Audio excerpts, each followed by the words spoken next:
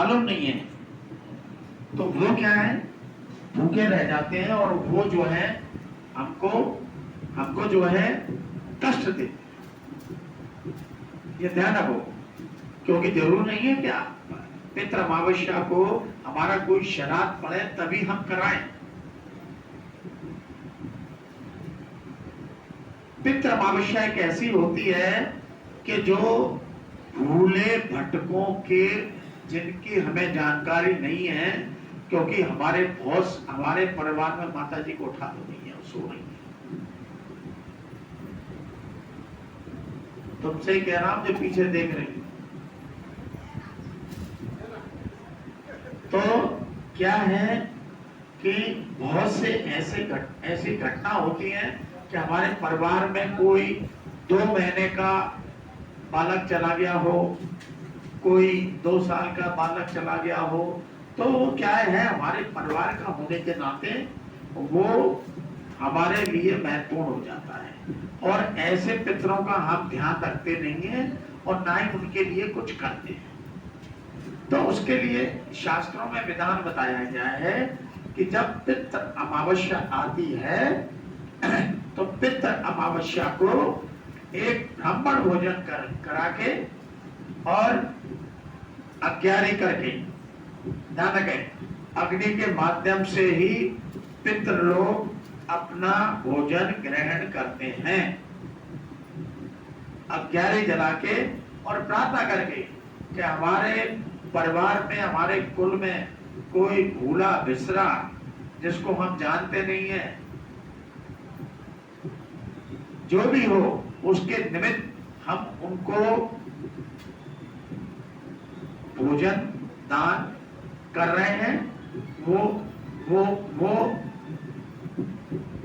तृप्त हो, ये हमको जरूर करके और एक ब्राह्मण भोजन कराना है। तो उससे हमारे जीवन में कई प्रकार के परिवर्तन आएंगे, कई प्रकार के परिवर्तन हमारे जीवन में आना शुरू हो जाएंगे।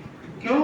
क्योंकि हम अपने पितरों का तो हम श्राद्ध कर देते हैं, लेकिन कुछ ऐसे पितर होते हैं जिनका किसी को कोई मालूम ही नहीं होता, वो हमको कष्ट देते हैं, कष्ट देते हैं।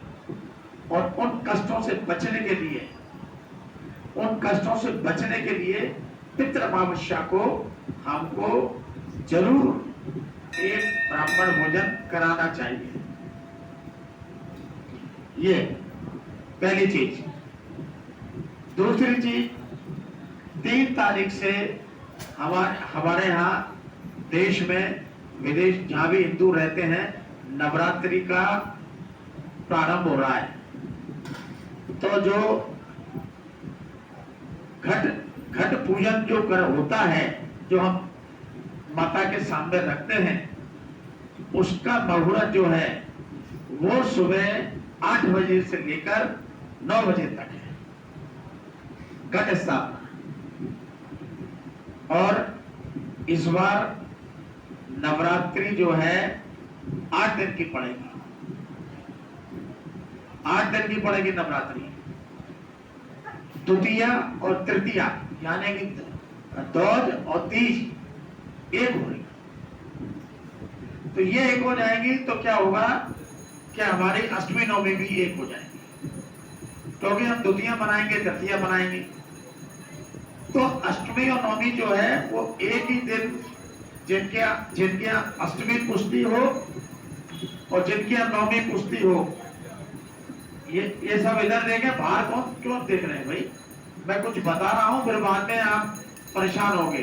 और जो नए भक्त आते हैं वो ज्यादा इधर उधर ताका झाकी करते हैं, वो सुनते नहीं है। तो जिनके अष्टमी पुष्टि हो उनको भी अष्टमी पूजना है 11 तारीख को, और जिनके नवमी पुष्टि हो उनको भी नवमी पूज के कन्या भोजन कराना है। ये ध्यान रखें, क्योंकि 1 तिथि का 6 हो रहा है। और जब नवरात्रि 8 दिन की होती है, शरदीय नवरात्रि हो या चैत्रीय नवरात्रि हो, जब 8 दिन की होती है तब क्या होता है, कुछ ना कुछ हमारे देश में नुकसान जरूर होता है। ये देवी भागवत पुराण में लिखा हुआ है। तो ऐसी कोई देश में विपत्ति ना आए, उसके लिए हमें 8 दिन माता मैया से प्रार्थना भी करनी होगी। देश पर विपत्ति आएगी तो कुछ ना कुछ परिणाम हमको भी भुगतना पड़ेगा। तो ये बहुत सारी चीजें आपको जानकारी में देना है। और ध्यान रखें, आपको और बताऊं, मैं एक और बात बताऊं कि जितने दिन नवरात्रि के रहें और जो 9 दिन का व्रत करता हो, जो भी महिलाएं या पुरुष जो भी 9 दिन का व्रत रखता हो, उसको केवल जमीन पर चदरा या चटाई बिछाकर सोना चाहिए। बहुत से भक्त लोग ऐसे हैं जो व्रत भी रखते हैं और बिस्तर पे भी सोते हैं, तो ये निषेध है। बहुत सी महिलाएं उठते बैठते करती हैं, तो उठते बैठना नहीं, कोई दिक्कत नहीं, उठते बैठते करती हैं, उनके ऊपर भी ये नियम लागू होता है कि जिस दिन माता का प्रथमा वाले दिन व्रत रखें, उस दिन हम उस बिस्तर पे ना सोएं, हम चादरा बिछा के या चटाई बिछाकर हमको जमीन पर सोना है।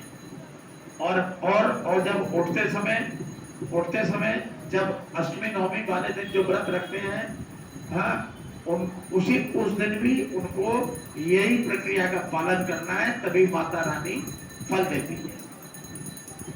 व्रत करके हम अपनी खाट पर ना, क्योंकि खाट हमेशा अशुद्ध होती है, ध्यान रखें। हमारा जो सोने का बिस्तर होता है वो हमेशा अशुद्ध होता है, आपको जानकारी मिलेगी, अशुद्ध होता है। इसलिए जमीन पर सोने का विधान दिया है। या तो व्रत करो, नहीं माता भैया हम जमीन पर नहीं सो पाएंगे, हाथ जोड़े हमें क्षमा करो, अच्छी बात, कोई दिक्कत नहीं। या नहीं करो तो क्षमा, कुछ कहने की जरूरत नहीं। लेकिन जो व्रत करते हैं उनको ये अनिवार्य रूप से करना चाहिए, जिससे उनको पूर्ण माता का आशीर्वाद प्राप्त हो। और 9 दिन वाले तो 9 दिन ही करना है, ये सब चीजें।